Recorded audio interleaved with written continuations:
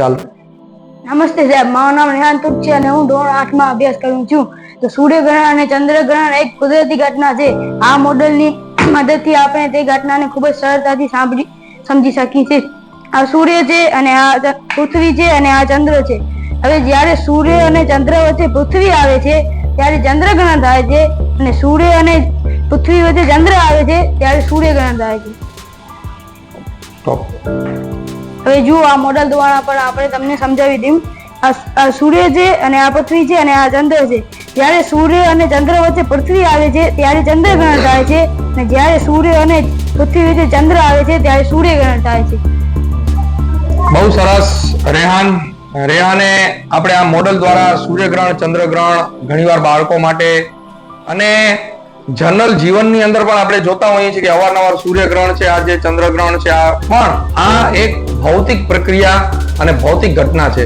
ફિઝિક્સની બહુ રમણીય ઘટના છે, અને આ મોડેલ દ્વારા તો બાળકોના મગજમાં એકદમ સરસ રીતે આપણે સમજી શકીએ. અને આ મોડેલની અંદર બીજું પણ કે વસંત ઋતુ ક્યારે આવે છે, પાનખર ઋતુ ક્યારે આવે છે, શિયાળો ક્યારે આવશે, ચોમાસો ક્યારે આવશે, એની પણ બહુ સરસ આની અંદર રજૂઆત આપી છે. અને શા માટે આ ઋતુઓ બદલાય છે એનું પણ આ મોડેલ દ્વારા આપણે સરળતાથી સમજી શકીએ છીએ. અને સૂર્યગ્રહણ, ચંદ્રગ્રહણ તો તમને રેહાને બહુ સરસ રીતે સમજાવ્યા, અને આ ચિત્ર દ્વારા પણ તમે સમજી શકો છો કે જ્યારે ચંદ્રગ્રહણ થાય ત્યારે સૂર્ય અને ચંદ્રની વચ્ચે પૃથ્વી આવી જતી હોય છે, અને ચંદ્રગ્રહણ વખતે સૂર્ય અને પૃથ્વીની વચ્ચે જ્યારે ચંદ્ર આવી જાય છે ત્યારે ચંદ્રગ્રહણ થતું હોય છે. તો બહુ સરસ માહિતી રેહાને પણ આપી છે. અને આ પાઠ પ્રકાશને અનુલક્ષીને જેટલા પણ પાઠ છે ને તેની અંદર આપણે આ બહુ સરળતાથી મસ્ત રીતે સમજાવી શકીએ.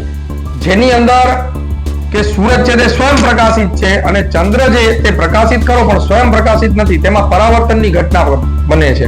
એટલે કે સૂર્યનો પ્રકાશ આ ચંદ્ર ઉપર પડે છે અને એમાંથી પરાવર્તન પામી અને પૃથ્વી ઉપર આવે છે. આ ચંદ્ર ઉપર સૂર્યનો પ્રકાશ પડે, એમાંથી પરાવર્તન પામી અને આ પૃથ્વી ઉપર આવે છે. એટલે કે પ્રકાશની ઘટના અને પરાવર્તનની ઘટના પણ તમે આની મદદથી સમજાવી શકો છો. આભાર. જય વિજ્ઞાન.